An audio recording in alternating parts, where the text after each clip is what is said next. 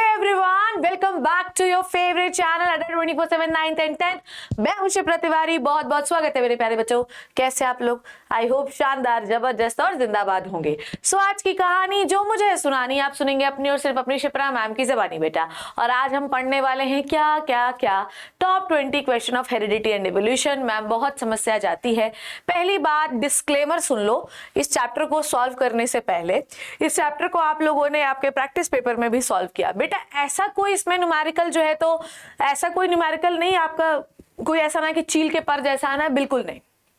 इसमें वो न्यूमेरिकल आएंगे जो आप आसानी से सॉल्व कर सकते हैं। सो प्यारे बच्चों, आप इस चीज पे मत घबराना कि हेरिडिटी एंड इवोल्यूशन में मैम बहुत ज्यादा टफ है, हमें न्यूमेरिकल करा दो, हमें क्रॉस वाले क्वेश्चन करा दो। नहीं आएंगे बेटा, तुमको जितने करवा दिए हैं मैंने उन्हीं में से आएंगे। मैं तुम्हें थोड़े ज्यादा टफ इसलिए करवाती हूँ कि थोड़ा तुम्हारी प्रैक्टिस बन जाए, बट आएगा सीबीएसई में इतना टफ नहीं लल्ला। तुमको ऐसा लगता है पर it is not necessary to learn data based question. बहुत सारे डेटा बेस्ड क्वेश्चन करने की जरूरत नहीं है। आज इस टॉप 20 क्वेश्चन सीरीज में हेरिडिटी के बारे में हम उन सारे क्वेश्चंस को डील करेंगे जिनके आने की संभावना सीबीएसई में सबसे ज्यादा है। ये टॉप 20 क्वेश्चन और आपके एग्जाम पैक्स आपके क्वेश्चन बंच के लिए मैक्सिमम है। इनसे बाहर कोई सवाल नहीं आएगा, विश्वास मानो ना मेरा। टॉप 20 क्वेश्चन अगर मैंने करवा दिया, आपको एग्जाम पैक मैंने आपको करवा दिया, तो एग्जाम पैक टॉप 20 क्वेश्चन के अलावा और कुछ नहीं आने वाला है। बाकी पैसेज बेस्ड, असर्शन, रीजन, ये सब तो मैं अलग रिकॉर्डिंग्स आपको अलग वीडियोस दूंगी। आप क्यों टेंशन ले रहे हो? मैं तो कह रही हूं कि अगर आज तक आपने जो है बायोलॉजी को हाथ भी नहीं लगाया होगा ना, मैं तो कह रही हूं कि साल भर तुमने बायोलॉजी छुई भी नहीं होगी साइंस में, तो भी तुम्हारे पूरे नंबर आएंगे। इतनी गारंटी कोई देता है? मैं दे रही हूं तुम्हें, क्यों घबराना है। सो लेट्स गेट स्टार्टेड कि हम लोगों को क्या पढ़ना है। चलिए, तो पहला सवाल हम लोग शुरू कर रहे हैं। देखो, ये बड़ा ही पॉपुलर सवाल है और ये लास्ट ईयर आया हुआ सवाल है and it is very important सवाल। और ये आपको ये इंपॉर्टेंस दिलाता है कि what is the advantages of the sexual reproduction over the asexual. और ये क्वेश्चन जो है ये आ भी चुका है, तो ये क्वेश्चन बड़ा ही प्यारा सवाल है। मैंने इस साल इस क्वेश्चन को एक भी बार नहीं दिया है, इसको मैंने बचा के रखा है। अब आपको इसका सवाल का आंसर देना है। If a trait exist in a 10% of a population of an asexually reproducing species. अगर मान लीजिए कोई एक ट्रेट क्या होता है? द फॉर्म्स ऑफ कैरेक्टर सभी के पास होता है, जैसे हाइट हो गया, कलर हो गया, बालों का टेक्सचर हो गया, ये सबके पास होता है। पर उसके जो रूप होते हैं, हाइट लंबी छोटी होना, बाल स्ट्रेट और कर्ली होना, ये सब कहलाते हैं ट्रेट्स। क्लियर है? समझ में आ गई बात? तो मान लो कोई एसेक्सुअली रिप्रोड्यूसिंग ऑर्गेनिज्म का कोई एक ट्रेट है जो कि 10% ऑफ पॉपुलेशन में पाया जा रहा है, जबकि वही ट्रेट जो है, मतलब वही ट्रेट नहीं, एक ट्रेट दूसरा है बी जो कि 60% ऑफ पॉपुलेशन में पाया जा रहा है। मतलब समझना, हमारे पास एक पॉपुलेशन है, ध्यान से समझना, हमारे पास कोई एक पॉपुलेशन है, ठीक है? कितनी परसेंट है? 100% है। इस 100% पॉपुलेशन में 10% की पॉपुलेशन जो है उनमें पाया जाता है ट्रेट ए। उनमें क्या पाया जाता है बेटा जी? ट्रेट ए। ट्रेट ए कुछ भी हो सकता है, मान लो, ठीक है? मान लो हम मान लेते हैं एसेक्सुअली रिप्रोड्यूसिंग ऑर्गेनिज्म में क्या है ट्रेट, ठीक है? और 60% में ट्रेट बी, ठीक है? 60% में क्या पाया जाता है? Trait B. अब आपको ये बताना है कि इन दोनों में सबसे पहले कौन आया है।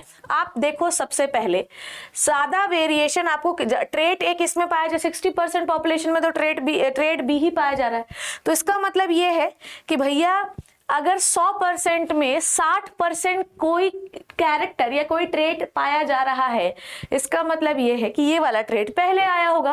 एसेक्सुअली रिप्रोड्यूसिंग ऑर्गेनिज्म में भैया जल्दी रिप्रोड्यूस कर लिया होगा और इस ट्रेट को एक जनरेशन से दूसरे जनरेशन में पास कर दिया होगा। भाई ये वाला ट्रेट नया है, इसलिए जब रिप्रोडक्शन हुआ तो अभी इतना ज्यादा नहीं हो पाया कि पॉपुलेशन में फैल सके। ये बहुत पहले आ गया था, इसलिए जो ये सेकेंड वाले जो बच्चे हैं जो इस पॉपुलेशन में ये ट्रेट वाले हैं, ये जल्दी रिप्रोड्यूस कर पाए होंगे। जो देर में आएगा उसके नंबर ऑब्वियसली कम दिखेंगे, जो जल्दी आया होगा उसके नंबर ज्यादा दिखेंगे। तो जो ट्रेट बी है वो पहले आया है, ठीक है? जो कि ये बताता है कि भैया ये पॉपुलेशन में इतना नंबर पाया जाना है, यही बता रहा है कि भैया हमने एसेक्सुअल रिप्रोडक्शन किया था और हमने आधे से अधिक पॉपुलेशन में अपना कैरेक्टर फैला दिया है, ठीक है? अब चलो बेटा देखते हैं trait B. To explain this reason it is mentioned that there occur no reshuffling of trait. ठीक है, आप क्या समझते हैं, एसेक्सुअल रिप्रोडक्शन में कभी भी ट्रेट की रीशफलिंग तो होती नहीं क्योंकि पेरेंट एक ही है। ठीक है, in asexually reproducing individual of a population appearance of very few new trait in a population due to the small inaccuracy of during DNA copying. ये कहना चाह रहा है कि 10% ऑफ द पॉपुलेशन में ट्रेट ए जो है इसलिए पाया गया क्योंकि अभी उन नए भी हैं, अभी रिप्रोडक्शन भी उनका कम हुआ है, अभी उनके डीएनए में इतना कॉपी में इतनी इनएक्यूरेसी आई नहीं है। Very few new trait will be found into the small proportion क्योंकि इनका रिप्रोडक्शन ही कम हुआ है, जबकि ट्रेट बी जो है वो 60% ऑफ पॉपुलेशन में पाए जा रहे हैं और 60% ऑफ पॉपुलेशन में पाया जाना ही ये बताता है कि भैया due asexual reproduction is very fast. Due to this reason जो ट्रेट बी है वो पॉपुलेशन में बहुत तेजी से स्प्रेड हो गया। क्लियर है, आप इसमें सिर्फ एक लाइन लिखेंगे, asexual reproduction it is a very, आप इतना भयंकर लिखने की जरूरत ही नहीं है, आप सीधे लिखना asexual reproduction it is a very fast mode of reproduction. 60% of population having the trait B, which indicates that the trait B population, the part of trait B population divide very fast, so that the maximum population, maximum member of this population having the trait B. Trait A is a new character. Trait A is a new feature of that population, and the number of that individuals are very less, so that the trait A is not क्या कह सकते हैं, trait A are not spreading into that population. तो आपको सिर्फ number बताना और जल्दी हुआ कि धीरे हुआ, बस इतना ही बताना। I hope this is clear to you. Now how does the creation of variation in a species ensure survival. आपको ये बताना है कि जो वेरिएशन होता है किसी भी स्पीशीज के लिए सर्वाइवल के लिए क्यों जरूरी, बताओ तुम मुझे। देखो बेटा, हमेशा एक चीज याद रखना कि जब भी कोई पेरेंट से नया कोई भी बच्चा आता है तो वो हमेशा अपने पेरेंट से ज्यादा स्मार्ट होता है, हमेशा हमेशा। फिर उसके बच्चे जो होते हैं वो ज्यादा स्मार्ट होते हैं, फिर उसके बच्चे ज्यादा स्मार्ट होते हैं। ये क्या बता रहे हैं, स्मार्टनेस ये बताती है कि एनवायरनमेंट हमेशा बदल रहा है। अगर आपको आपके बच्चे को या जो है तो उनके बच्चे को उस बदलते हुए एनवायरनमेंट में सरवाइव करना है तो उन्हें उनके डीएनए में कुछ ना कुछ चेंज देना ही पड़ेगा। तो ये चेंज जो है उन्हें प्राकृतिकली या कह सकते हैं नेचर में सरवाइव करने को मदद करता है। मेरी बात ध्यान से सुनना, लेटेस्ट एक्सटेंट हुई स्पीशीज जो है वो है डोडो। डोडो ने अपने शरीर के डीएनए में कुछ बदलाव नहीं किया जिसकी वजह से उस एनवायरनमेंट में ढाल नहीं पाई और एक्सटेंट हो गई। तो जो लोग इस एनवायरनमेंट में ढाल लेते हैं उनके अंदर डीएनए जो है वो चेंज वाला आता है, इसलिए वो ढाल लेते हैं। अब देखो ये अब हर कोई चाहता है कि वो सरवाइव कर ले, तो डीएनए कैसा आया और अच्छा आया, बुरा आया, चेंज हो गया, नहीं आया, ये सब जो है ये हमारे हाथ में नहीं होता। तो डीएनए जो होता है जब भी हमें अपने पेरेंट्स से मिलता है तो कुछ ना कुछ चेंज हुआ वाला ही मिलता है। हम हमेशा ऐसा मानते हैं कि एक जनरेशन से डीएनए जब नेक्स्ट जनरेशन में जाता है तो कुछ ना कुछ चेंजेस लेकर जरूर जाता है। They are very good changes to survive into the particular environment. If you do not change your DNA, after some time the environment will change, you will not change, and that is why you get extincted. इसीलिए आप extinct हो जाओगे। ठीक है, इसीलिए Namibia से चीते भगवाए हम लोगों ने, क्योंकि चीतों के लिए environment बचा नहीं है। तो ये याद रखिएगा कि भैया वेरिएशन से ही हमें क्या मिलती है, शक्ति, तन की शक्ति, मन की शक्ति। किस चीज के लिए, एडेप्टेशन के लिए, किस में, एनवायरमेंट में। ठीक है, अब ऐसे अब तुम एक बात बताओ, अगर वेरिएशन नहीं होता, वेरिएशन समझते हैं क्या होता है, वेरिएशन समझते हैं, आप लोगों को डेफिनेशन पढ़ाई है ना मैंने, क्या होती है डेफिनेशन में, एक ही माँ बाप के 4 बच्चे, ठीक है, और उन चारों बच्चों में जो भी बदलाव दिख रहा है इसे हम वेरिएशन कहते हैं। समझ में आई बात। और ये जो वेरिएशन होता है ये हमेशा अच्छा होता है। अगर मान लो वेरिएशन गड़बड़ होगा तो वो स्पीशीज उस पर्टिकुलर एनवायरनमेंट में सर्वाइव नहीं करेगी। क्लियर है। To survive into the environment we need to change our DNA, and DNA change ये भी बताता है कि आगे चल के न्यू स्पीशीज इसी की वजह से आती, नहीं तो डीएनए नहीं चेंज होगा तो नई स्पीशीज कैसे आएगी बेटा। ठीक है, so it promotes the survival of species. ठीक है, चलो, variation in a species help to them into the adapt into the changes in the environment over a period of time extend to more than 100,000 years. ठीक है, इसीलिए नई species आती है। हमेशा वेरिएशन होना बहुत जरूरी है, otherwise you can not survive into the environment. अब आया है भैया ब्लड ग्रुप का। ठीक है, तो क्या समझे आप, variation is very very important for the adaptation into the particular environment, and because of the variation new species get arrived into the nature, and because of the variation we can change our DNA, and because of the changes of the DNA we can survive into the change, we can survive into the particular environment. If we can not change our DNA we can not survive into the environment, we can dead. ठीक है, चलो अब बताओ, ज्यादा इतनी अंग्रेजी ठीक है ना? चलो आ जाओ बेटे मेरे। अब एक ब्लड ग्रुप का सवाल है। ब्लड ग्रुप का सवाल जो है ये भी मैंने PYQ से ही उठाया है, पर बहुत ज्यादा बच्चे ब्लड ग्रुप में छाती पीटते हैं, उन बच्चों के लिए सवाल है। प्यारे बच्चों, पहली बात तो ये है, ब्लड ग्रुप का सवाल एकदम झंडू चीज है, पहली बात हमेशा ये याद रखो। दूसरी बात ये है कि जिसको भी ब्लड ग्रुप का सवाल नहीं आता है, आपके पास ब्लड ग्रुपिंग का एक वीडियो मैंने बनाया है बाय शिप्रा मैम, अड्डा 247910 डाल लेना।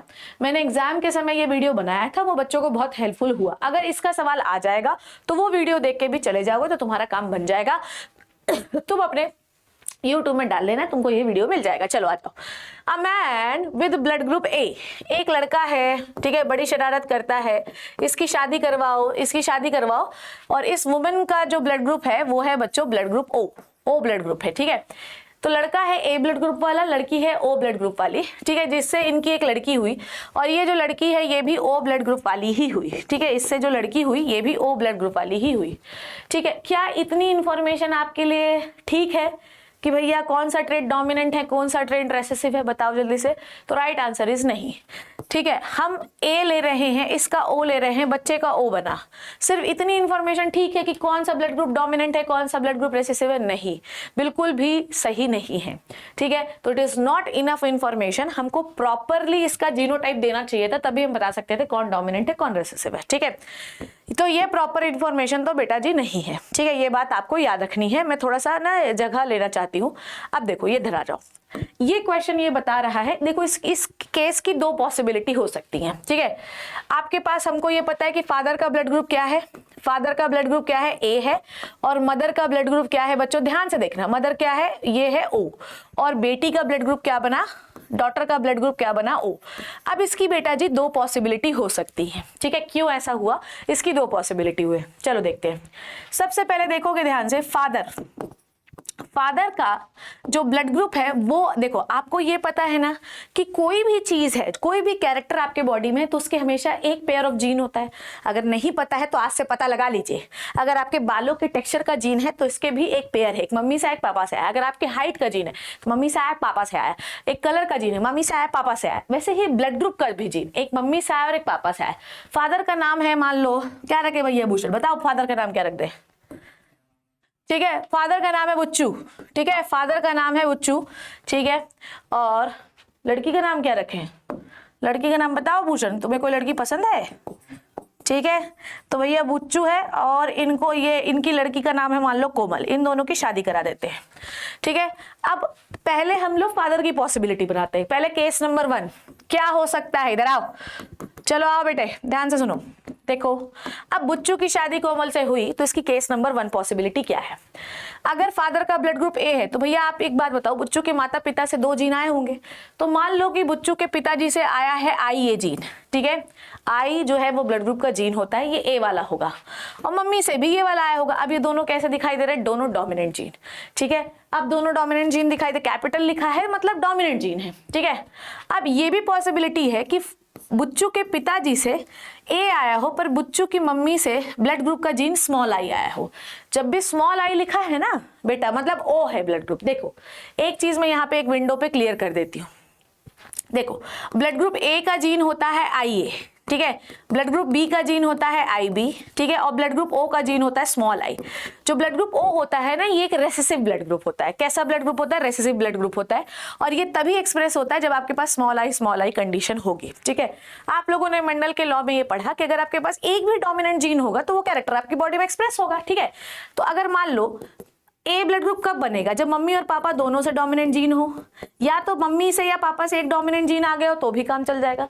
बी ब्लड ग्रुप कब बनेगा, बी ब्लड ग्रुप तब बनेगा जब मम्मी और पापा से दोनों से कैसा ब्लड ग्रुप आया हो, बी, ठीक है। और ऐसा भी हो सकता है कि आई बी और आई आया हो, ठीक है। एक से रेसेसिव आ गया हो, एक से डोमिनेंट आ गया हो।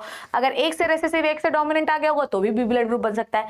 पर ओ कब बनेगा, ओ होगा जब स्मॉल आई कंडीशन होगी। Am I clear to everyone? ठीक है। अब देखो एक और ब्लड ग्रुप है ए बी ब्लड ग्रुप, उसको अभी आपको नहीं पढ़ना है, ना ए बी का सवाल आपको आएगा, ठीक है, ना ए बी का सवाल आपको नहीं आएगा। ए बी की तो बहुत सारी पॉसिबिलिटी है।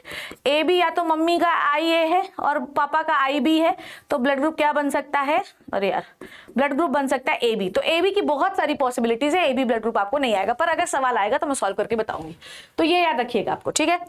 अब देखो फादर का ब्लड ग्रुप ए है, ठीक है, बुच्चू का ब्लड ग्रुप ए है, तो हो सकता है कि बुच्चू की मम्मी और पापा से उसके पास ब्लड ग्रुप दोनों के, जो ए वाले ब्लड ग्रुप है, दोनों जीन उसके डोमिनेंट हो सकता है एक डोमिनेंट और एक रेसेसिव। अब ये जो मदर है, जो कोमल है, इसका ओ ब्लड ग्रुप है। ओ ब्लड ग्रुप मतलब दो, ये तभी बनेगा जब दोनों जीन ब्लड ग्रुप के रेसेसिव होंगे। अब सुनो, अब हम लोग इसका क्रॉस लगाते हैं, ध्यान से समझना, जो बच्चा समझ लेगा उसे समझ में आ जाएगा। फिर मेरे छाती पर जो है तो दोनों मत रचना कि मैं इधर आओ। पहली पॉसिबिलिटी हम लोग ये वाली बना लेते हैं, ठीक है, आई ए और मदर तो यही रहेगी क्योंकि ओ ब्लड ग्रुप वाली। अब इसमें कौन सा रूल लगाओगे बेटा, 13, 23, 14, 24, 13, 23, 14, 24 रूल लगाइए। जब आप पहले का तीसरे से फ्यूज कराएंगे तो क्या बनेगा, आई ए, ठीक है, इसको ओ लिख दे अपन, ठीक है, आई ए आई ओ। फिर दूसरे का पहले का तीसरे से, दूसरे का तीसरे से, पहले का चौथे से, दूसरे का चौथे से। बेटा कुछ भी कर लो, इसमें तो सारे ब्लड ग्रुप ए ही बन रहे हैं, इसमें सारे जो ऑफस्प्रिंग है, सारे बच्चे मन के सच्चे, ठीक है, बच्चे जो है वो कैसे वाले बन रहे हैं, ए ब्लड ग्रुप वाले। तो ये पॉसिबिलिटी तो नहीं है, ये पॉसिबिलिटी तो बिल्कुल भी नहीं है, ठीक है, हमें ओ ब्लड ग्रुप चाहिए। तो अब अपन लोग सेकंड पॉसिबिलिटी बना लेते हैं। देखो एक पेज में we can run the world, ये याद रखना, एक पेज बहुत बड़ा होता है, ठीक है। दूसरी पॉसिबिलिटी देखो, अगर फादर का ब्लड ग्रुप है आई ए आई ई और मदर का ब्लड ग्रुप है स्मॉल आई, तो पहले का तीसरे से तो क्या बनेगा, आई ए आई, दूसरे का तीसरे से स्मॉल आई, ठीक है, पहले का चौथे से आई ए आई, ठीक है, और दूसरे का चौथे से स्मॉल आई। तो आपके पास 50% जो पॉपुलेशन है वो ओ ब्लड ग्रुप वाली होगी। तो हमें यह मानना है कि जो फादर था वो है हेट्रोजाइगस, ठीक है। हेट्रोजाइगस मतलब क्या, इसके दोनों गैमेट ब्लड ग्रुप वाले एक जैसे नहीं थे, एक जैसे नहीं, इसके एक जैसे, इसके एक जैसे नहीं है। तो अगर आपके पास जाइगोट में किसी भी कैरेक्टर के जीन एक जैसे नहीं है तो वो होते हैं हेट्रोजाइगस कंडीशन। तो फादर कैसा है बच्चों, फादर है आपका हेट्रोजाइगस कंडीशन। देखो मैंने प्रॉपरली एक एक चीज आप लोगों के लिए लिखी है, इतने प्यार से, इतने इत्मीनान से कोई टीचर नहीं लिखता है, पर मैंने लिखा है। तो ये कैसी कंडीशन है बेटा, ये है हेट्रोजाइगस कंडीशन, ठीक है। ये कैसी कंडीशन है, this is the homozygous condition. ये कैसी कंडीशन है बेटा, होमोजाइगस कंडीशन। मेरी बात को ध्यान समझना, आपके जाइगोट में हर कैरेक्टर के जीन पेयर में है, ठीक है। अगर मान लो ब्लड ग्रुप में आपके पास ब्लड ग्रुप का जीन आपके जाइगोट में, जाइगोट से ही बच्चा बनता है, तो आपके पास जो जाइगोट में जीन होगा पूरी बॉडी के सेल में होगा। अब अगर मान लो आपके जाइगोट के जीन में, जाइगोट में ब्लड ग्रुप का जीन सिमिलर है, कैपिटल ए, ठीक है, आई ए, तो इसका मतलब ये है कि मम्मी से भी डोमिनेंट जीन आया, पापा से भी, तो इसे कहते हैं होमोजाइगस कंडीशन। पर अगर आपके जाइगोट में ब्लड ग्रुप का जीन एक पापा से आया जो डोमिनेंट है, पर मम्मी से जो आया वो रेसेसिव हो गया, तो ब्लड ग्रुप तो आपका ए ही दिखेगा, क्योंकि dominant gene, law of dominance क्या कहता है कि एक डोमिनेंट जीन भी अपने आप को एक्सप्रेस कर सकता है, ठीक है। तो ये बात आई होप आपको क्लियर हो गई है। तो ये हेट्रोजाइगस कंडीशन हो गई। और मदर ओ है, ओ एक रेसेसिव ब्लड ग्रुप है, और रेसेसिव आपने क्या पढ़ा था मेंडल में कि स्मॉल टी बनेगा तभी डॉर्फ बनेगा। तो ब्लड ग्रुप ओ तभी बनता है जब स्मॉल आई कंडीशन होती है। तो भैया ऐसा है कि ये वाली कंडीशन है, तब बच्चे का ब्लड ग्रुप ओ बन सकता है, ये बन सकता है ओ और ये बन सकता है ओ। तो सिर्फ ए और ओ बता देने से हम ये नहीं बता सकते कि कौन डोमिनेंट है कौन रेसेसिव है, ठीक है। तो ये जो क्वेश्चन था इसका मैंने प्रॉपरली आपको एक्सप्लेनेशन दिया है, यहां पर नीचे आपको यही लिखा हुआ है। आई होप आप ये वाली बात समझ गए हैं, ठीक है। डन हो गई है इतनी बात, बताओ जल्दी से। चलो बेटा, तो ये एक बहुत ही झंडू सवाल है, और इस झंडू सवाल को हम कई बार 15,525 बार, अब कुछ बच्चे ना मतलब मैंने उनको देखा है कि जब मैं उनको बोलती हूँ कि 15,525 बार सॉल्व करवा चुकी, मामा आपने करवाया था उन्हें, पर बोलती हूँ बेटा ये कहने की बात होती है, स्लैंग कहलाता है। जैसे लोग कहते हैं ना अबे साले गरम मसाले, तो बेटा ये स्लैंग होता है, कहने के लिए होता है, ठीक है। हम ये नहीं कहते 15,000 बार करवाया है, पर हमने कहा कई बार करवा दिया। चलो बताओ, इन ह्यूमन बींग्स, वो वाला ब्लड ग्रुप वाला समझ में आया ना। आपको हमेशा पॉसिबिलिटी बना के देखनी होगी, वो क्वेश्चन इस टाइप के आ सकते हैं। अगर उसके बाद भी ब्लड ग्रुप नहीं समझ में आया, वो वीडियो जरूर देखना। अगर उसके बाद भी नहीं आया तो अभी आपके पास समय है, अभी आपके पास वी हैविंग 1 मंथ, तो हम 1 मंथ में उसको एक आध बार प्रैक्टिस कर लेंगे। मैं बार बार ये कह रही हूँ, बायोलॉजी की टेंशन छोड़ो छोड़ो छोड़ो, एक ही क्वेश्चन को कितने बार कर चुके बेटा। अभी तो आपको एग्जाम पैक मिलने वाले हैं तीनों चैप्टर के, अभी आपको पूरी एनसीईआरटी फिर से पढ़ाई जाएगी, अभी आपको पॉकेट रिवीजन मिलने वाला है। काहे को टेंशन लेता है मेरे लाल, मेरी लल्लियों। In human beings the statistical probability of the getting either male और फीमेल चाइल्ड इज अ 50-50, ठीक है। मेल और फीमेल चाइल्ड होने की 50-50 चांसेस है। मतलब अगर मान लो, अगर मैं बार बार ये एग्जाम्पल देती हूँ और ये बहुत अच्छा भी है, अगर हम किसी फीमेल को ये जो है कर्ज करते हैं उसे, तू ऐसी उल्टा, तू लड़की ही पैदा करती है, तू कमबख्त लड़के क्यों नहीं पैदा कर पाती। तो बेटा किसी के ऊपर किसी का जोर नहीं है, पहली बात तो ये। हम देखो आपको भी पता है कि हमेशा आपके पास दो प्रकार के स्पर्म है, याद है ना। How many type of sperm you have 2 kinds of sperm, one is the X and one is the Y, ठीक है। अब मेल जो होता है ये होता है हेट्रोगैमेटिक। हेट्रोगैमेटिक का मतलब समझते हो, हेट्रोगैमेटिक का मतलब होता है डिफरेंट गैमेट्स। मेल के पास डिफरेंट गैमेट्स होते हैं ना, कि फीमेल के पास होते हैं, बताओ। मेल के पास होते हैं डिफरेंट गैमेट्स, फीमेल तो बेचारी, हमारे पास तो जीवन में कभी भी हमें कुछ अलग अलग चीज, इनके पास गैमेट भी एक ही जैसे होते हैं। तो फीमेल के पास तो हमेशा same type of gamete, same gamete, उनके पास तो हमेशा गैमेट के नाम पे एक्स ही है, ठीक है। तो उनके पास हमेशा गैमेट के नाम पे कौन है, एक्स है। तो फीमेल हमेशा क्या होती है, फीमेल जो होती है वो हमेशा होती है होमोगैमेटिक। फीमेल कैसी होती है बच्चों, होमोगैमेटिक। फीमेल हो गई हमेशा होमोगैमेटिक, क्लियर है। तो कौन सेक्स को डिसाइड कर रहा है, अगर एक्स वाला पहले आ गया तो बन जाएगा एक्स एक्स, अगर वाई वाला पहले आ गया तो बन जाएगा एक्स वाई। तो who is going to decide the sex यार, मेल। तो हमें उल्टा, पापी, चंडाल ये सब तो हमें लड़कों को बोलना चाहिए, पर हम फिर भी किसको बोलते हैं, लड़कों को। और सीधी सी बात ये है बच्चों कि अगर हम लड़कों को भी दोष दे रहे हैं तो क्या वो सही है, नहीं, क्योंकि 200 to 300 मिलियन स्पर्म एक बार में निकलते हैं इजैकुलेशन, एक इजैकुलेशन में। तो अगर 200-300 मिलियन स्पर्म में कौन सा स्पर्म किससे जाके फ्यूज होगा, ओवा से जाके फ्यूज होगा, मेल को भी तो नहीं पता है। नहीं तो मेल तो हर बार ही लड़का पैदा करना चाहे, मेरा पुत्र, ठीक है। माहिष्मती की जो है तो पूरा शासन लुट गया ये मेरा पुत्र के चक्कर में, पता है ना तुम्हें। भल्लाल देव के रथ ने पूरी माहिष्मती को जो है तो काट डाला। तो भैया पुत्र और पुत्री कुछ नहीं होता। अब देखो क्या प्रोबेबिलिटी है कि लड़का बनेगा या लड़की, ठीक है। इसका मैं क्रॉस करके आपको दिखा देती हूँ, हालांकि क्रॉस करने की भी जरूरत नहीं है, पर अगर आप देखना चाहें, हालांकि ये क्वेश्चन बार बार आएगा तो आप ध्यान से समझ लो अभी। So you having 2 kinds of sperm, one is a X, one is a Y, ठीक है। 2 kinds of sperm, one is a X and one is a Y, ठीक है। और फीमेल के पास क्या है, एक्स है। अगर वाई फ्यूज हो गया तो बनेगा एक्स वाई, और अगर एक्स फ्यूज हो गई तो बनेगा एक्स एक्स, ठीक है। अगर हम इसको 50-50% प्रोबेबिलिटी देखना चाहते हैं कितने परसेंट बनेगी, तो इसके लिए आपको क्या बनाना पड़ेगा, इसके लिए आपको बनाना पड़ेगा पुनेट स्क्वायर, ठीक है। पुनेट स्क्वायर जो है तो जीसी पुनेट ने दिया था टू अंडरस्टैंड द प्रोबेबिलिटी, ठीक है। और ये नीट के सवाल है, नीट वाले पढ़ते हैं इसको, पर सोचो तुम्हें कहाँ तक पढ़ा दिया तुम्हारी मैम ने। यहाँ पे लिखो मेल के गैमेट क्या है, एक्स और वाई। फीमेल में क्या हो सकता है, हमेशा एक्स और एक्स हो सकता है, ठीक है। अब देखो अगर x और x को फ्यूज करोगे तो क्या बनेगा, एक्स एक्स। एक्स वाई को फ्यूज करोगे तो क्या बनेगा, एक्स वाई, एक्स एक्स और एक्स वाई। कितने लड़के बन रहे हैं बताओ। यहाँ पे प्रोबेबिलिटी ये है कि 50% हमेशा चांस होता है कि बॉय बनेगा, और 50% हमेशा चांस बॉडी बनेगी, देखो तो। और 50% हमेशा, ये 50% चांस होता है कि क्या बनेगा बच्चों, बॉय बनेगा। और 50% चांस क्या होता है कि गर्ल बनेगी, 50% चांस क्या होता है कि गर्ल बनेगी। और कोई डिसाइड नहीं कर सकता, ना लड़का ना लड़की, ना औरत ना आदमी, इस समाज में कोई सेक्स को डिसाइड नहीं कर सकता है, ठीक है, नोबडी। तो sex can not be determined, ठीक है। Sex is determined by the X and, तो ये बात हमेशा याद रखिए कि nobody will decide the sex, ठीक है। कोई नहीं डिसाइड कर सकता, ना लड़का ना लड़की। तो आपके सामने अगर कोई किसी को ऐसे कोस रहा है तो उसको अगर आप चाटा लगा सकते हैं तो लगा दीजिए, और अगर आपके पहुंच में वो नहीं है तो बेटा ऐसा है कि भाई ऐसा है, उनको समझाइए, भाई हमारी शिप्रा मैम ने पढ़ाया ऐसा होता है, ठीक है। चलो, give a pair of contrasting trait of, trait समझ गए ना बेटा, ट्रेट समझ गए ना। हाइट एक कैरेक्टर होता है, पर हाइट लंबी और छोटी होना ट्रेट होता है, ठीक है। जैसे कि बाल होना सबके पास है, पर बाल कर्ली और स्ट्रेट होना ये ट्रेट्स हो गए, ठीक है। Give a pair of contrasting traits, contrasting traits मतलब हाइट होगा तो लंबा और छोटा उसके ट्रेट हो गए, ऑफ द फॉलोइंग कैरेक्टर, ठीक है, डोमिनेंट एंड रिसेसिव। अगर येलो सीड है तो इसका कंट्रास्टिंग ट्रेट क्या होता है, ग्रीन, ठीक है। अगर राउंड सीड है तो उसका कंट्रास्टिंग ट्रेट क्या होता है, रिंकल्ड। ये दोनों क्या हैं बच्चों, ये है रेसेसिव ट्रेट। कब एक्सप्रेस होंगे बच्चों, ये है रेसेसिव। कब एक्सप्रेस होंगे, जब स्मॉल वाई स्मॉल आएगा। रिंकल्ड कब एक्सप्रेस होगा बच्चों, जो स्मॉल आर आएगा। क्लियर है। चलो अगला देखते हैं।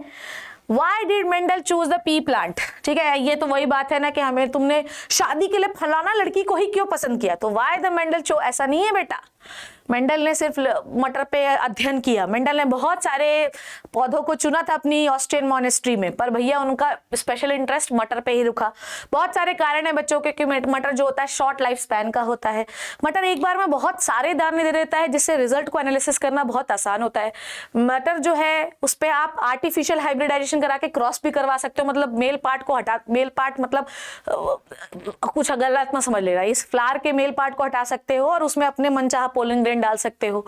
तो आर्टिफिशियल हाइब्रिडाइजेशन करा सकते हो, इसमें सेल्फ फर्टिलाइजेशन करा सकते हो, सीजन में बार बार ग्रो हो सकता है, इसमें बहुत सारे कंट्रास्टिंग ट्रेड्स हैं। ठीक है, चलो, तो easy to grow, short life span, had easily distinct detectable contrasting variants and feature, आसानी से दिखते, लंबा छोटा हरा पीला, सेल्फ पॉलिनेशन हो सकता है और क्रॉस पॉलिनेशन भी हो सकता है। मतलब क्रॉस पॉलिनेशन कैसे होगा, मटर के फ्लावर का मेल पार्ट हटा दो, मैच्योर हुआ ही नहीं फ्लावर तभी हटा दो, फिर उसके बाद उसके बाद फ्लावर को ढक दो, फ्लावर मैच्योर हो जाएगा। जैसे ही उसकी फीमेल मैच्योर होगी, फीमेल के ऊपर क्या डाल दो, पोलन ग्रेन डाल दो, दोनों के बीच में कुची कुची हो जाएगा, फर्टिलाइजेशन हो जाएगा। ठीक है, आ जाओ। A woman has only daughter. Analyze the situation genetically and provide the suitable explanation. एक औरत की सिर्फ क्या थी, लड़कियां थी, आपको कैसे बताओगे? सेम चीज है, सेक्स डिटर्मिनेशन का सवाल आपको आएगा, ये गारंटी है। ठीक है, सेक्स डिटर्मिनेशन का सवाल आपको आएगा, यही चीज मैंने टॉप 20 क्वेश्चन में 3 बार रिपीट की है, इसका सवाल आपको आएगा। वुमेन जो एग प्रोड्यूस करती है उसमें एक्स क्रोमोसोम होता है, मैन जो स्पर्म प्रोड्यूस करता है उसमें 50% स्पर्म जो होते हैं एक्स क्रोमोसोम वाले और 50% जो स्पर्म होते हैं वो वाई क्रोमोसोम वाले होते हैं। ठीक है, therefore actually the sex of the born baby will decide by the male. ठीक है, if every time during the fertilization X chromosome, यहाँ पे लिखा नहीं है बट आपको दिखना पड़ेगा यहाँ पे, व्हेन ड्यूरिंग द फर्टिलाइजेशन, यहाँ पे नहीं लिखा है पर मैम लिख दे रही है, when during the fertilization women always, पूरा लिखना पड़ेगा, ऑलवेज रिसीव्स, अगर वुमेन के पास हमेशा कैसे receives x chromosome, x sperm, then zygote is XX chromosome and female will born। ठीक है, तो आपको बताना पड़ेगा ये रीजन, क्लियर है। Next, the basic feature of the mechanism of inheritance. ठीक है, ये क्वेश्चन हम कर भी चुके हैं, आपको मैकेनिज्म ऑफ इनहेरिटेंस का बेसिक फीचर बताना है। देखो, पहला तो ये है कि हर एक ट्रेट से ज्यादा मैं अच्छा वर्ड कैरेक्टर भी इस्तेमाल कर सकती हूँ। आपकी बॉडी में जितने भी ट्रेट्स हैं, हाइट लंबी है मेरी, मेरे बाल बहुत सुंदर हैं, मेरी कलर बहुत गोरा है, ये सब ट्रेट किससे कंट्रोल होते हैं, जीन। और जीन कहाँ प्रेजेंट होता है, क्रोमोसोम्स में होते हैं। ठीक है, समझ में आनी चाहिए। हर एक कैरेक्टर के लिए आपके पास जो है एक जीन होता है, जैसे हाइट के लिए एक जीन होता है, पर जीन जो है वो हमेशा कहाँ होंगे बच्चों, पेयर में होंगे, कहीं ना कहीं लिखा होगा। कहाँ हो तुम, बोलो जल्दी से, नहीं दिया है, चलो ठीक है। तो जीन जो होते हैं वो हर आपके पास मान लो हाइट का एक जीन है, पर वो एक जीन हमेशा कैसा होगा, gene always in pair, gene always in pair, ये भी आपको पता होना चाहिए। ठीक है, तो हर कैरेक्टर कौन कंट्रोल करता है, जीन। ठीक है, और जीन जो है कहाँ होते हैं, क्रोमोसोम में। आपके पास हर एक कैरेक्टर के लिए एक जीन है और जीन हमेशा पेयर में होता है। तो जीन जो होते हैं वो 2 और मोर फॉर्म्स, आपके पास एक पेयर ऑफ जीन है, इसके 2 फॉर्म्स हो सकते हैं। ठीक है, 2 और मोर फॉर्म्स हो सकते हैं, या तो ये डोमिनेंट हो सकता है, या तो ये क्या हो सकता है, रेसेसिव हो सकता है। An individual has 2 forms of gene, या तो डोमिनेंट या तो रेसेसिव। ठीक है, the 2 forms of gene separated at the time of gamete formation. जो 2 फॉर्म्स ऑफ जीन है वो हमेशा गैमीट फॉर्मेशन के दौरान अलग अलग हो जाते हैं, जैसे कि कैपिटल टी था, टॉल वाले प्लांट में स्मॉल टी था। तो ये क्या है बच्चों, ये है जीन पेयर, ये क्या है बच्चों, जीन पेयर। और ये जीन पेयर जो है ये हमेशा गैमीट फॉर्मेशन के दौरान अलग अलग हो जाता है। तो अब ये प्लांट के क्या कहलाएंगे, ये है गैमीट, ये क्या है बच्चों, गैमीट। और अगर मैं आपसे पूछूं कि इस गैमीट में हाइट का कौन सा जीन है, अभी जीन पेयर नहीं है, इस वाले गैमीट में हाइट का जीन है कैपिटल टी। ठीक है, पर जैसे ये नया इंडिविजुअल बनाएंगे फिर से पेयर में आ जाएंगे। The 2 forms of gene are brought together in the zygote. और मान लो कैपिटल टी स्मॉल टी आ गया, ठीक है। तो फर्टिलाइजेशन के बाद ये कैपिटल टी स्मॉल टी हो जाते हैं, तो पेयर ऑफ जीन वापस से जाइगोट में, मतलब जो सिंगल जीन है वो वापस से जाइगोट में पेयर में हो जाते हैं। तो जीन जो होता है ये कैरेक्टर को कंट्रोल करता है, क्रोमोसोम में होता है।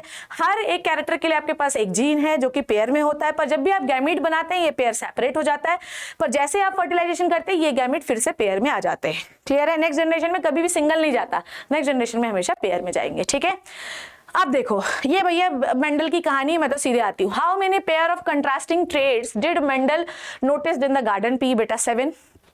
कंट्रास्टिंग ट्रेड्स कितने हैं? ठीक है, कितने कंट्रास्टिंग से ट्रेड? 7 है, तो कितने हो गए इसके फॉर्म्स? 14। ठीक है, आ जाओ।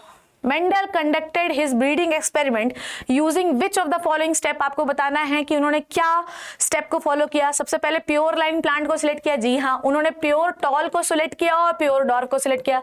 ठीक है, the production of first generation by cross breeding, बिल्कुल सही है, पहली बार क्रॉस फर्टिलाइजेशन होता है, तो ये भी सही है। अगर 2 सही है तो नीचे कुछ पढ़ने की जरूरत ही नहीं है, 30 ऑल ऑफ दीज होगा।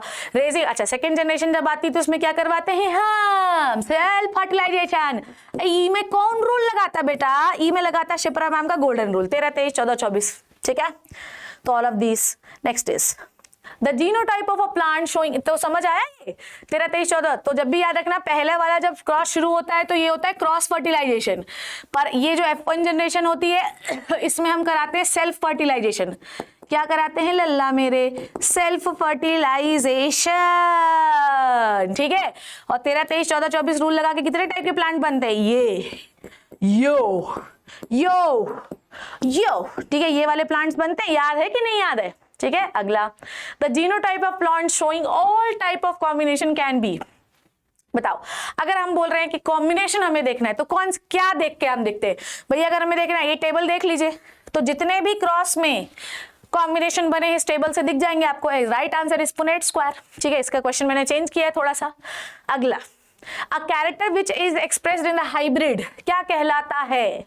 अगर हाइब्रिड है और कोई कैरेक्टर अपने आप को एक्सप्रेस, जैसे मैं और तुम, हम दोनों हाइब्रिड है, पर एक्सप्रेस कौन करेगा? ये आपकी मैम, तो कौन हो गया? ये हो गया डोमिनेंट कैरेक्टर। क्लियर है? अगला सवाल बहुत आसान है ये। Mendel selected garden pea plant for the series of hybridization experiment and as it had special feature and as it had special features, some statement are given below. Plant easy to grow, सही है। Short lifespan, सही है।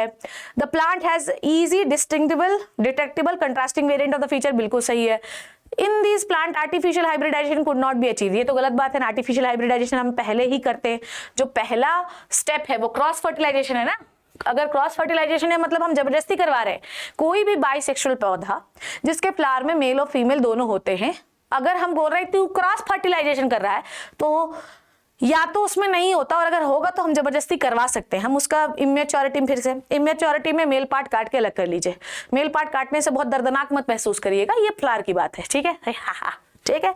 तो हम क्या करेंगे भैया, उसका स्टेमन जो है वो काट के अलग कर लेंगे, उसके बाद उसे फ्लावर को ढक देंगे। ऐसा ना हो को कोई दूसरा वारा बादल आए और स्टिग्मा के ऊपर गिर जाए। ढक दीजिए, फीमेल को मैच्योर होने दीजिए। जैसी फीमेल मैच्योर होगी खोलिए उसको, मेरी जाने मन, उसके बाद अपने डिजायर पोलन ग्रेन डाल दीजिए।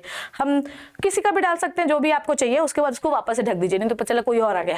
फर्टिलाइजेशन होने दीजिए। तो this is the artificial hybridization, cross fertilization, जो मेंडल ने फर्स्ट जनरेशन पहला ही जब वो शुरू करता है ना अपना एक्सपेरिमेंट, तो ये यही किया था, पहले cross fertilization then self fertilization. ठीक है, तो ये स्टेटमेंट गलत है। तो 1, 2, 3 ये तीनों सही स्टेटमेंट है। Right answer is D. अगला सवाल आपकी स्क्रीन पे ये रहा है। अगर ये एनसीईआरटी से लिखा है, the term subtle changes refers to, क्या कहलाता है? वेरिएशन। अगर मैंने बोला कि कोई चेंजेस आ रहे हैं, ठीक है, आप लोगों ने वो इमेज देखी होगी बैक्टीरिया वाले में, कि हर बैक्टीरिया भले ही वो एसेक्सुअल रिप्रोडक्शन कर रहा है, पर अगर उसका बेसिक बॉडी डिजाइन सेम है, पर कुछ ना कुछ उसमें बदलाव रहते हैं, उसमें यही इमेज आएगी। इसका मतलब सब्टल चेंजेस मतलब वेरिएशन है। ठीक है, अगला, Which of the following generates greater diversity? Sexual reproduction। अगर आप बोलो कि किसमें आपको greater diversity दिखती है, तो this is a sexual reproduction। भैया आपके पूरे इंटरनेट में कुछ भी दिया हो, मुझे लेना देना नहीं। ओ पूरे इंटरनेट में कुछ भी दिया हो, मुझे कोई लेना देना नहीं। मुझे सिर्फ इतना पता है कि भैया मैं जो आंसर बता रही हूँ वो एकदम कहाँ गया, 100% बिल्कुल झकाझक है। ठीक है, अगला सवाल देखते हैं आपकी स्क्रीन। अगला सवाल आपकी स्क्रीन पे क्या है? टन टन टन। Minor variation in the offspring occurs due to the, देखो माइनर वेरिएशन हमेशा किस, माइनर वेरिएशन देखो अगर थोड़ा सा वेरिएशन डीएनए में है तो वो इसकी वजह से होता है, small inaccuracy in the DNA कॉपिंग, ठीक है। फ्रेम शिफ्ट म्यूटेशन जो है ये बहुत खतरनाक होता है बेटा, बहुत खतरनाक, ये हो सकता है कि आपकी बॉडी में कोई बीमारी कर दे, ठीक है। तो फ्रेम शिफ्ट से छोटे वेरिएशन कभी नहीं होते, ठीक है। विच of the following term imply, frame shift क्या होता है, आपका कुछ नहीं हो, खैर ये आपके में है ही सिलेबस तो छोड़ दो। Which of the following term imply inheritance of similarities as well as, आपको एक टर्म अप्लाई करना है जिसमें हम inheritance of the similarities and the variation from one to next generation, क्या कहलाता है बेटा, हेरिडिटी, हेरिडिटी है ना, the transfer of character from one to next generation, ठीक है।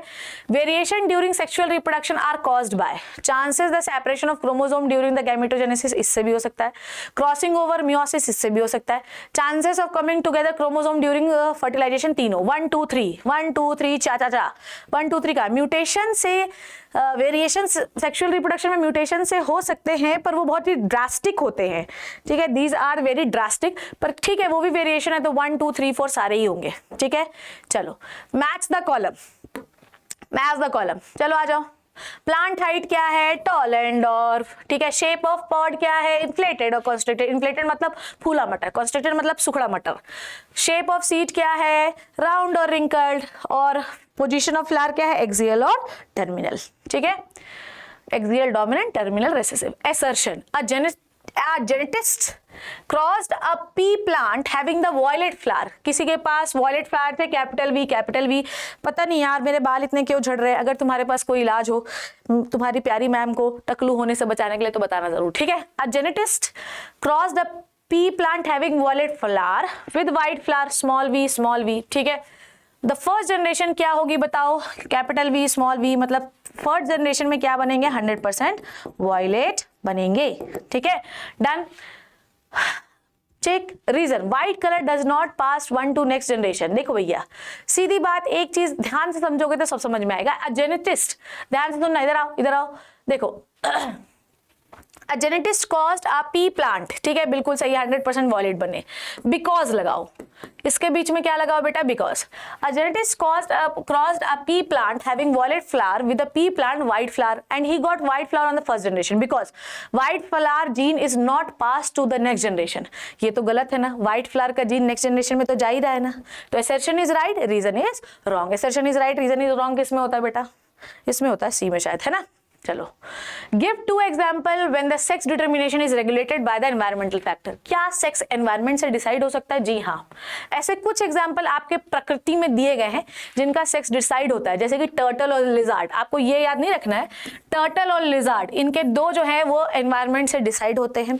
एनवायरमेंटल सेक्स डिटर्मिनेशन पढ़ाया है मैंने, टेम्परेचर से टर्टल के अंडे जो है वो डिसाइड होते हैं, ठीक है। आ जाइए, explain the X and X Y type of sex determination. ये बहुत ही आसान सा है, ठीक है, इसके लिए मैंने आपको ये लगा दिया, ऑलरेडी मैं ये चीज समझा चुकी हूं तो मुझे बार बार इसमें नहीं होना चाहिए। सेक्स डिटर्मिनेशन कैसा होता है, फादर एक्स वाई, किसी भी इंडिविजुअल में दो जीन होते हैं, एक मम्मी का आता है एक पापा से, मदर में भी दो जीन है आपके पास एक्स, ठीक है, तभी वो लड़की बनी है। पर जब भी हमें नेक्स्ट जनरेशन बनानी है तो हमें नेक्स्ट जनरेशन में दोनों जीन्स को सेपरेट करना होता है। This is the law of segregation. Segregation से लॉ गैमेट की प्योरिटी में कोई फर्क नहीं पड़ता, that is why law of segregation is also called as law of purity of gamete. So for the formation of new individual first we need to separate the combination of the older individual gene pair, ठीक है, x बना और Y बना, ये सारे gamete है। अब ये 13 23 14 24 रूल लगाएंगे तो 50% प्रोबेबिलिटी की फीमेल चाइल्ड बनेगी और 50% प्रोबेबिलिटी है कि मेल चाइल्ड बनेंगे, ठीक है। चलिए अब देखो भैया, ये एक क्रॉस है, आई होप कि आपको विजिबल नहीं होगा। यूजुअली मैं बोलती हूँ आई होप कि आपको दिख रहा होगा, पर मुझे पता है कि शायद नहीं दिख रहा होगा, पर मैं पढ़ के सुना देती हूँ।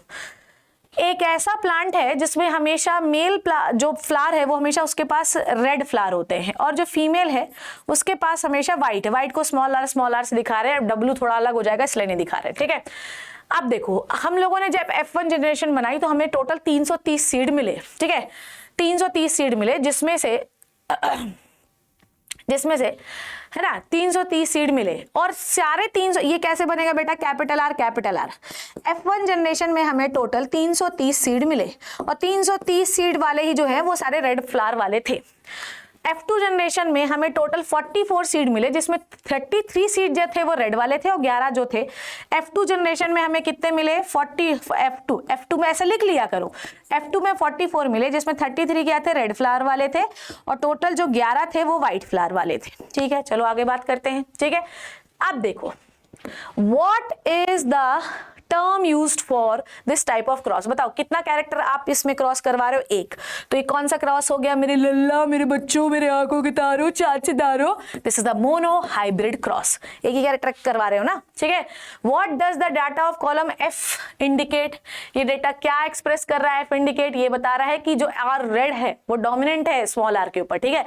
Genotype of the parent F1 and F2 progeny. देखो भैया सीधे आ जाओ, ये एक मोनो हाइब्रिड क्रॉस है, मैम ने यही एनालाइज करवाया। ये रेड फ्लावर, आपको क्या पता चला इस क्रॉस से कि रेड जो है डोमिनेंट है स्मॉल आर पे। जीनोटाइप क्या होगा बताओ? F1 में क्या बनेगा? F1 में कैपिटल आर स्मॉल आर बनेगा। देखो F1 में क्या बनेगा? कैपिटल आर स्मॉल आर, जबकि F2 में क्या बनेगा? Capital R capital R capital R small R. ठीक है, यही बनेगा। अरे मैं बना के दिखा देती हूँ राजा, ये रेड फ्लावर है, ये रेड फ्लावर है, ये है रेड फ्लावर और ये है व्हाइट फ्लावर, ठीक है। F2 जनरेशन में क्या बनेंगे? F2 जनरेशन में सारे रेड फ्लावर बनेंगे। F2 जनरेशन में क्या बनेंगे? सारे रेड फ्लावर 100%। फिर क्या करवाते? और ये कौन सा फर्टिलाइजेशन है? भगवान के लिए मेरी हाथ जोड़ के विनती है, जब हम क्रॉस शुरू करते हैं तो क्रॉस फर्टिलाइजेशन ही होता है, ठीक है, क्रॉस। और इसके बाद आप करवाओ इसको प्यार मोहब्बत खुद से ही सेल्फ फर्टिलाइजेशन। तो 13, 23, 14, 24 रूल लगाओ। 13, 23, 14, 24 जब बेटा रूल लगाओगे मेरे लल्ला तो आपको रिजल्ट मिलेगा ये रिजल्ट मिलेगा, ठीक है। समझ में आ गई बात? ठीक, चलो अगला, ये है डाई हाइब्रिड क्रॉस का एक रिजल्ट, ठीक है मेरे लल्ला मेरे बच्चों। अरे बार ये ऐसा क्यों जाता? ये है डाई हाइब्रिड क्रॉस का रिजल्ट। और डाई हाइब्रिड क्रॉस का रिजल्ट जो है बेटा मुझे बार बार बताने की जरूरत नहीं पड़नी चाहिए। It is a very tremendous method. हमने 15,525 बार पढ़ा है। पहले तो मैं रिजल्ट ही बना लेती हूँ। आजा इधर देखो, यहां पर क्या बनेगा बताओ? ये कैपिटल आर स्मॉल वाई है, ये कैपिटल आर कैपिटल वाई है। यहां क्या बनेगा? Capital R capital Y small Y. फिर कहां है? यहां क्या बनेगा? Small R capital Y. यहां पे क्या बनेगा? कैपिटल, इसका इससे फ्यूज कराओ, क्या बनेगा? Capital R capital Y small Y, ठीक है। फिर D small R small Y, ठीक है। अब हमको बताना है result. What character Mendel notice in F1 generation? आपको ये बताना है कि मेंडल का F1 जनरेशन में क्या रिजल्ट आया है। याद है आप लोगों को डाई हाइब्रिड क्रॉस? हम लोगों ने लिया था ये capital R capital Y round और येलो सीड्स को हमने क्रॉस कराया था रिंकल्ड और ग्रीन सीड से। याद है तुझको पढ़ाया था मैंने डाई हाइब्रिड क्रॉस कैसा बनेगा, पर तुम हो नालायक ध्यान नहीं दिया था कैसे बनेगा। मैम भाड़ में जाओ, बाद में देख लेंगे हम। वाह, है ना? सही था ना? है ना? चलो, तो ये क्या बन जाएगा? Capital R capital Y small Y, यही बनेगा। बोलो, F1 जनरेशन बन गई है हमारी। F1 जनरेशन है ये। F1 जनरेशन में हमें सारे कैसे मिले हैं? राउंड और येलो, यही मिला है। देख लो, तो F1 जनरेशन में क्या बना है? राउंड और येलो, ठीक है। What character the plant had position ABCD? मैंने सब बना दिया। ABCD में क्या बनेगा? देख लो, ABCD, ए में बनेगा राउंड और येलो, ठीक है। ए में क्या बनेगा राजा? ए में बनेगा राउंड और येलो, ठीक है। फिर बी में बनेगा राउंड और रिंकल्ड। फिर सी में क्या बनेगा? राउंड और रिंकल्ड। देखो भगवान मुझे बुद्धि दो। राउंड और ग्रीन, ठीक है। इसमें क्या बनेगा? रिंकल्ड और येलो। इसमें क्या बनेगा? रिंकल्ड और ग्रीन। और यही बनेंगे, बाकी मुझे देखना ही नहीं है।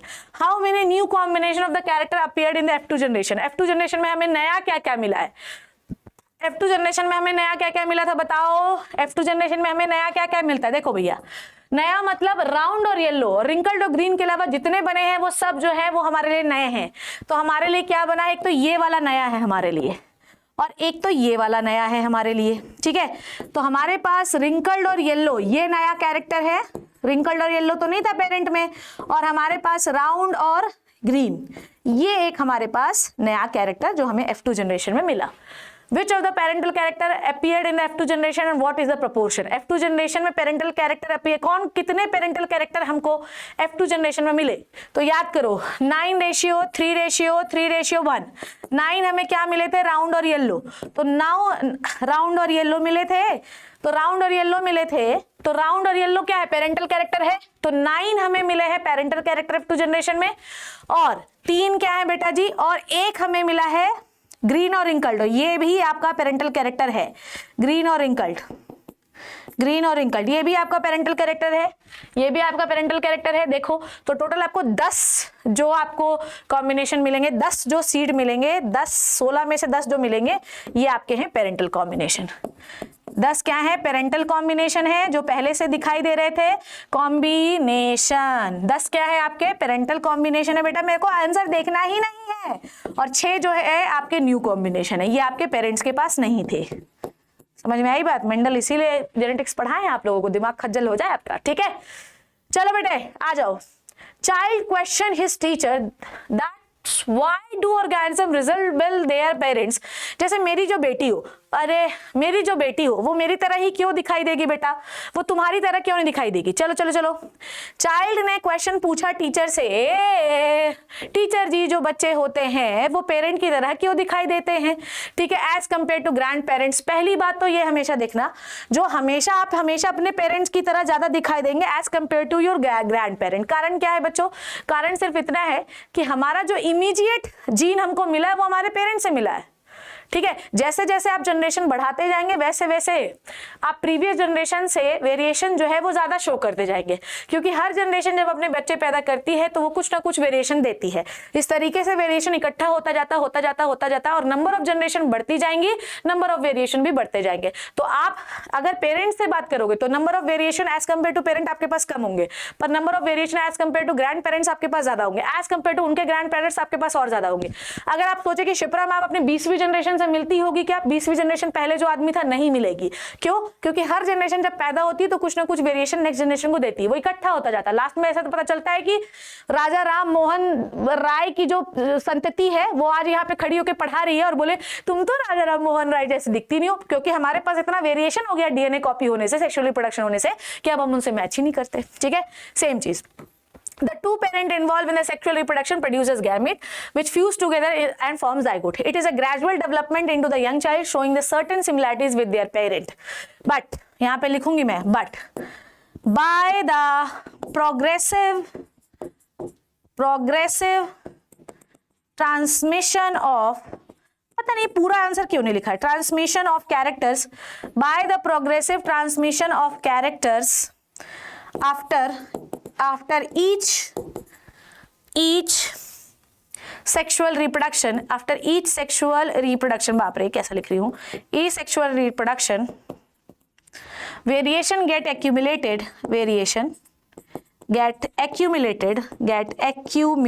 मेरे को इसमें लिखते नहीं बैठता बच्चे, accumulated and it shows the changes, मेरे को और चाहिए इसके लिए जगह, पर यहाँ नहीं है, इट्स ओके, यहाँ पे लिख दो क्या, अच्छा लिखा हुआ है यार, लिखा हुआ है। Since a child inherit it's character from both parent resemble with them closely, ठीक है। तो जो चिल्ड्रन के पास जो कैरेक्टर आएंगे वो उनके पेरेंट्स आएंगे।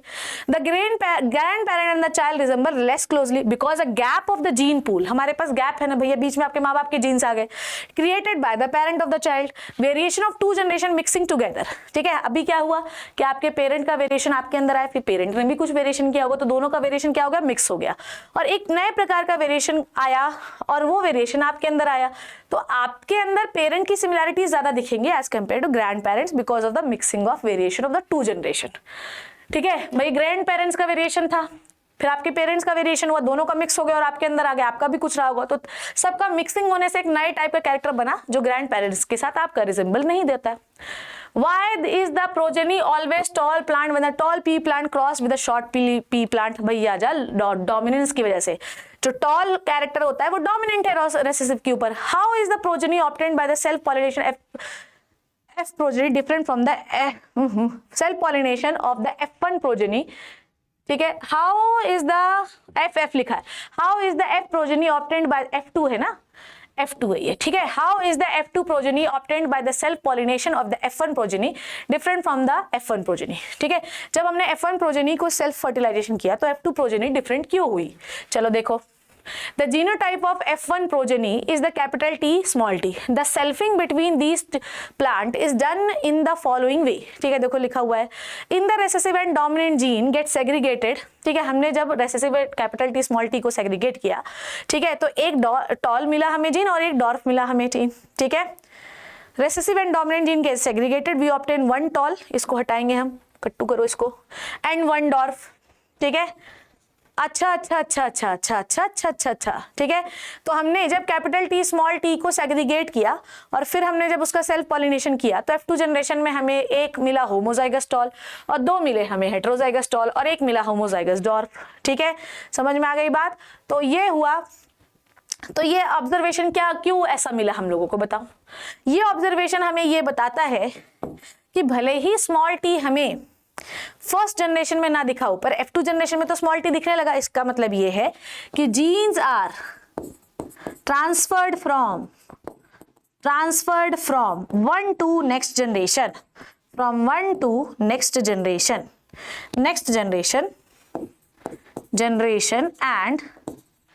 and recovered in next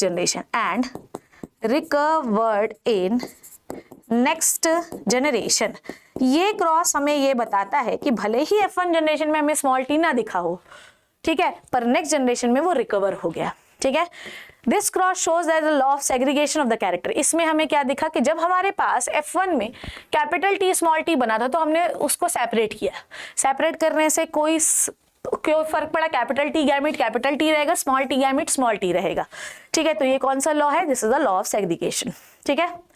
a green stem rose plant, एक ग्रीन स्टेम का रोज प्लांट है capital G capital D and a brown stem rose plant small g, ठीक है। लिस्ट योर ऑब्जर्वेशन रिगार्डिंग, ठीक है। इसमें क्या किया भैया आपने सबसे पहले क्या होगा, F1 प्रोजेनी क्या बनेगी, F1 प्रोजेनी बनेगी capital G small g, green stem, ठीक है। Okay, percentage of brown stem plant in यार इफ F1 प्रोजेनी, अच्छा हमें जब हमने कैपिटल G स्मॉल g को कैपिटल G स्मॉल g से किया तो हमारे पास ब्राउन कितना बनेगा भैया, यही है, यही रेशियो बनेगा आपके पास, बताओ स्मॉल g स्मॉल g। तो आपको पूछ रहा है कि बताओ परसेंटेज 25%, ये कैपिटल G है, ये स्मॉल g है, ठीक है। स्मॉल g का परसेंटेज क्या है 25%, ठीक है, और ग्रीन का कितना है 75%, ठीक है। कैपिटल G जिसके पास भी रहेगा वो ग्रीन स्टेम बनेगा। Ratio of capital G and capital G small g कितना है बताओ, कैपिटल G कितने हैं, एक, कैपिटल G स्मॉल g कितना है 2, तो 1:2, ठीक है। चलो, based on finding of this cross what conclusion can be draw, this is the mono hybrid cross यार, दैट इज इट, ठीक है। सो अब देखो इसमें से कुछ एडिशनल क्वेश्चन जो आपको मैम के द्वारा करने हैं वो मैं आपको बता देती हूँ बेटा, ध्यान से सुनो। इसमें कुछ एडिशनल क्वेश्चंस आपको करने हैं, जैसे कि मेंडल के लॉ मैंने इसमें नहीं डाले क्योंकि इसमें नहीं दिए, पर आपको समझने के लिए पढ़ना पड़ेगा। मेंडल के लॉ, ठीक है, ये आप एक्स्ट्रा एक चीज करेंगे, इसका वीडियो आपको यूट्यूब पे मिल जाएगा, आप उस पर पढ़ सकते हैं, ठीक है। So these are the important question what we have solved in this session बेटा, ठीक है। तो आज हमने करीब 20 क्वेश्चन सॉल्व किए हेरिडिटी के, इसके बाहर कोई सवाल नहीं आएगा, इसी की प्रकार के सवाल आएंगे, हो सकता है यही उठ के आ जाए, इसके बाहर इसमें है ही नहीं। टोटल आपके पास 3 तो टॉपिक है, monohybrid cross, dihybrid cross, sex determination and variation, 4 तो टॉपिक है चैप्टर पे। मैंने हर एक क्वेश्चन आपका कवर किया है। मैम की ये पूरी प्लेलिस्ट बनी है, वन शॉट की प्लेलिस्ट है, डिटेल लेक्चर की प्लेलिस्ट है, वेकअप सेशंस की प्लेलिस्ट है, ये सारी, आपका कोई भी वन शॉट छूटा नहीं, सारे वन शॉट्स बन चुके हैं। एक तो वन शॉट 2 बार भी बना है, that is how do organism reproduce, सारा रेडी है, आप जाके देख सकते हैं। कोई भी सेशन लाइव नहीं है तो आपको डिस्टर्बेंस नहीं होगा, आप धड़ाधड़ बस 2x स्पीड करना, धड़ाधड़ वन शॉट देते जाना, ठीक है। अगर आप अभी भी कोई बैच लेना चाहते हैं 247 पे तो आप मैम का वाइब 547 कोड लगा सकते हैं। आई hope you learn and enjoy the session बच्चों। इस टॉप 20 क्वेश्चन सीरीज का मतलब सिर्फ इतना है कि आपके पास वो 20 क्वेश्चन पहुंच जाए। देखो मैं अभी आप लोगों के लिए हेरिडिटी का एक क्या कहते हैं उसको एग्जाम पैक भी लाऊंगे। एग्जाम पैक में बहुत सारे क्वेश्चन प्रैक्टिस होते हैं जिसमें हर पॉसिबिलिटी, पर टॉप 20 सिलेक्टेड वाले होते हैं जिनसे क्वेश्चन आएगा ही आएगा। इनको जरूर आप सॉल्व करके जाना, इनसे आपको क्वेश्चन मिलेगा सीबीएसई में। और इस लेक्चर को, बेहतरीन लेक्चर को, without disturbance, without hindrance lecture को शेयर करो, ठीक है, शेयर करो जितना शेयर कर सकते हो। ठीक है, बायोलॉजी का बेताज भाषा सिर्फ मैम के साथ ही बनोगे, याद रखना। मैं हूँ अल्लाह करने पे ज्यादा विश्वास नहीं रखती आजकल, पहले तो मैं करती थी, पर मुझे लगा है कि कम समय पर ज्यादा कंटेंट दे देना चाहिए, बच्चे भी खुश, अपन भी खुश। I hope you learn and enjoy the session मेरे प्यारे बच्चों। See you in the next amazing session. Thank you so much, take care and bye bye.